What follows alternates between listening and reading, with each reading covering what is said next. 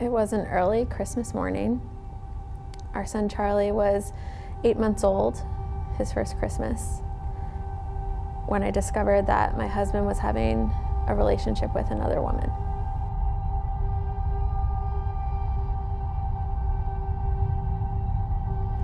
I can still feel the devastation that I felt that morning as the tears started to stream down my face as I tried to process what was happening.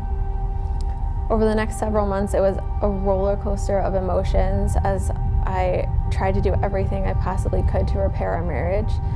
We immediately went to counseling, but with his behavior continuing, ultimately settled on the path to divorce. Deep into our separation, I was having a really hard time. I had been seeing one of the Christian counselors here that we recommend at Black Rock, Julius, and during one of our sessions, I told him that I was really struggling with my thoughts, and looking to him for his miraculous insight and very wise teaching, he said to me, "Press into your relationship with God, find him." I said, "If that's the best you've got, Julius, I think we're both in trouble." All night long, the thoughts would torture me. I was a bad wife. I'm a bad mom. I wasn't pretty enough. I am a failure. I've ruined Charlie's life. Round after round, I would fight with my ex-husband in my head, all of which resulted in the darkness. It's okay to be angry. It's okay to be sad, even depressed. It's okay to grieve. I was grieving the death of a marriage, the death of my family, the death of my future the way I thought it would be. But not when it's just bombarding you at every turn. Going through this situation, it really made me question my identity. Who was I if I wasn't a wife anymore? Who was I if I wasn't just a mom, but now I'm a single mom? You know, you want this picture-perfect family, and that was something that I used to have, at least on the outside, but now I didn't even have that anymore. And I didn't know if I was ever going to have that again. So when I decided to press into my relationship with God, I decided to bombard myself with him. Constant worship, constant praise, constant prayer. I started memorizing scripture again, as I used to when I was a child. And you know what God did when I leaned in? He leaned in too. And the familiarity of his presence was something I began to crave every single second of every day. I couldn't wait till I got back to worship, back to prayer, back into the word because of his presence. And suddenly I knew what Julius meant, why finding him was the solution to all my problems. Because in his presence there is no anger. There's no space for hatred, bitterness, or betrayal. His presence is the healing power that washes everything clean again. This is summed up in Psalm 16, verse 11. In God's presence is fullness of joy.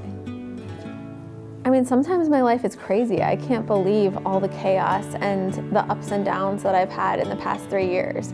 But I think the joy of his presence is something that stabilizes me. And it's something that I can lean on because I'm anchored to him and I'm not anchored to my circumstances. I look back at that time now as such a sweet, sweet time between me and the Lord. And my relationship with him will never be the same. And as much as I am just amazed at how God and I have connected in a new way, I could have never even imagined that God would redeem and transform my story as much as he has today. After I worked with God to heal my heart, he brought Ron into my life, and we got married this past November.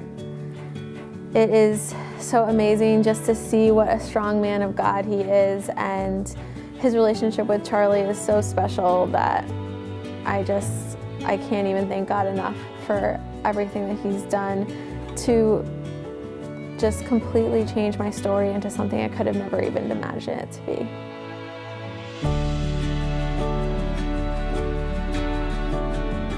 The other day, Ron and I were praying together, and I heard Ron pray these words.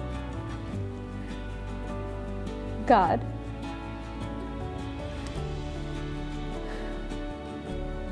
please bring Charlie's dad to know you. that he would know the love of Christ and be saved. And that's the cry of my heart too.